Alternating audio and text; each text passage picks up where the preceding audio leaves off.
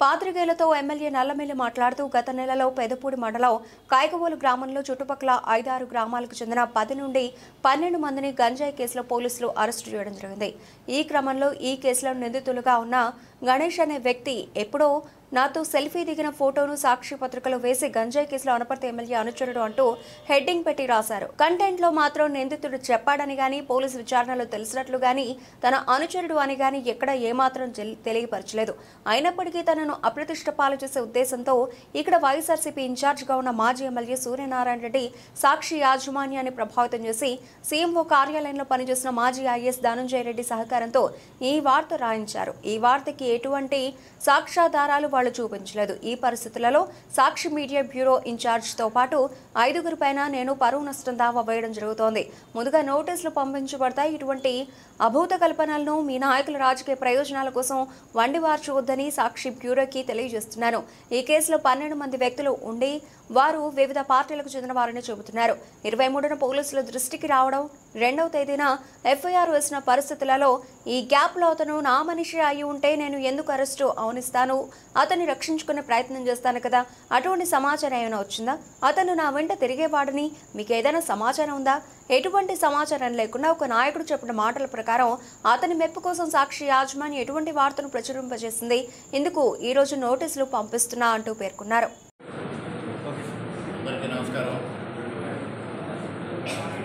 గత నెలలో పెదపూడి మండలం కైకోలు గ్రామంలో అదేవిధంగా ఈ 3 గ్రామాలకు సంబంధించిన దాదాపు 10-12 మంది ఒక గంజాయి సరఫరా కేసులో నిందితులుగా పోలీసులు పట్టుకోవడం జరిగింది. ఆ సందర్భంగా సంఘటన జరిగి దాదాపు 23వ తారీఖు 24వ తారీఖు పోలీసులు ఆ విషయాన్ని ఐడెంటిఫై చేశారు. 2వ తారీఖు ఎప్పుడో వాళ్ళు కేసు రిజిస్టర్ చేశారు. ఈ మధ్యకాలంలో అనేక రాజకీయాలు చేసి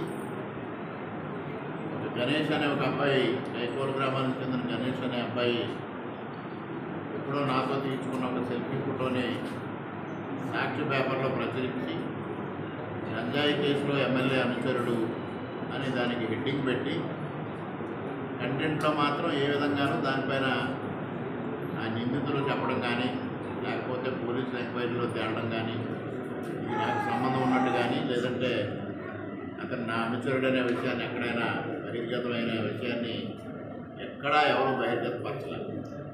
అయినప్పటికీ అప్రతిష్ట పాలు చేయాలనే ఉద్దేశంతో ఎవరైతే ఇక్కడ వైఎస్ఆర్సీపీ ఇన్ఛార్జిగా ఉన్న మాజీ ఎమ్మెల్యే డాక్టర్ సూర్యనారాయణ రెడ్డి గారు సాక్షి యాజమాన్యాన్ని ప్రభావితం చేసి వారం రోజుల పాపం వరుసగా మాట్లాడుకుని సీఎంఓ కార్యాలయంలో పనిచేసిన మాజీ ఐఏఎస్ అధికారి ధనంజయ రెడ్డి గారి ద్వారా ఎవిడెన్స్ చేయించి ఆ వార్త రాయించడం జరిగింది.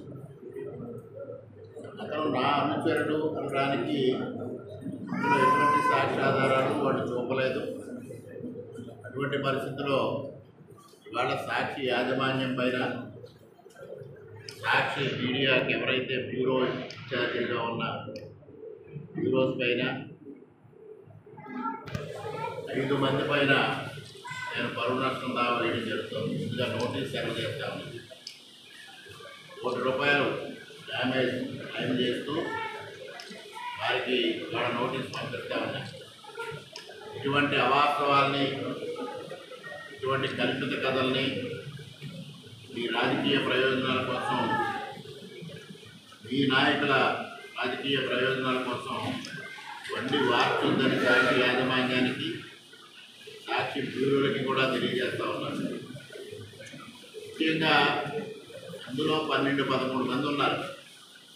అందులో అందరూ కూడా రకరకాల రాజకీయ పార్టీలకి అభిమానులుగా ఉన్న వ్యక్తులని చెప్తా ఉన్నారు.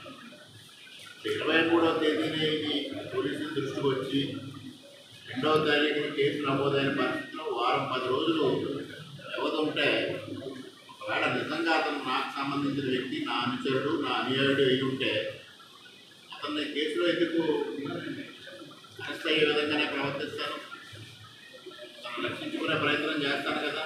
ఆ ప్రయత్నం ఏమన్నా మీకు బయటకు వచ్చిందా? నేను ఆ కేసు గురించి ఏమన్నా విచారణ చేసినట్టు మీకు ఏమన్నా బయటకు వచ్చిందా? అతను నా వెంట తిరిగేవాడని మీకు ఏమైనా సమాచారం ఉందా? ఎటువంటి సమాచారం లేకుండా ఇక్కడ ఒక నాయకుడు చెప్పిన మాటలు విని ఇక్కడ ఒక నాయకుడు మెప్పు కోసం సాక్షి యాజమాన్యం ఈ విధంగా వార్తను ప్రచురింపజేసింది. దీనికి ఇవాళ నోటీసు పంపిస్తా ఉన్నా. దానికి సరైన సమాధానం రాకపోతే డ్యామేజ్ సూట్ కోర్టులో వేసి వారిని కోర్టు చుట్టూ తిప్పడం, వారు క్షమాపణైనా చెప్పాలి, లేదా డ్యామేజ్ క్లెయిమ్ ఎంతైతే పెడతామో ఏదైనా కట్టాలి.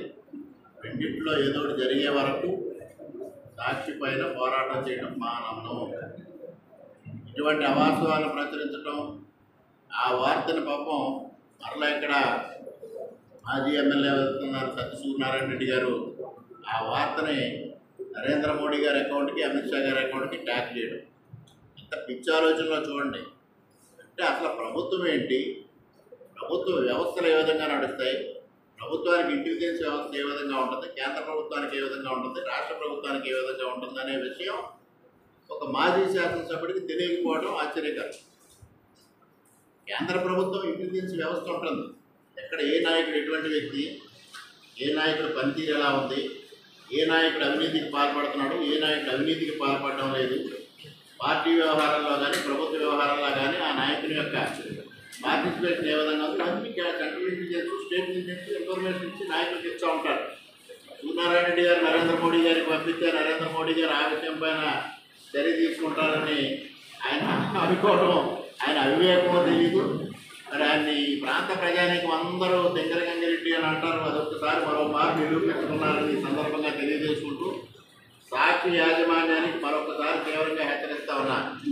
ఇటువంటి కల్పిత వార్తలు కానీ అవాస్తవాలు కానీ ప్రచురిస్తే తీవ్రంగా పరిణామాలు ఉంటాయి. ఇందులో ఎటువంటి పరిస్థితుల్లో వెనక్కి తగ్గేది లేదు అనేది సాక్షి యాజమాన్యానికి తీవ్రంగా హెచ్చరిస్తూ సెలవు తీసుకుంటారు.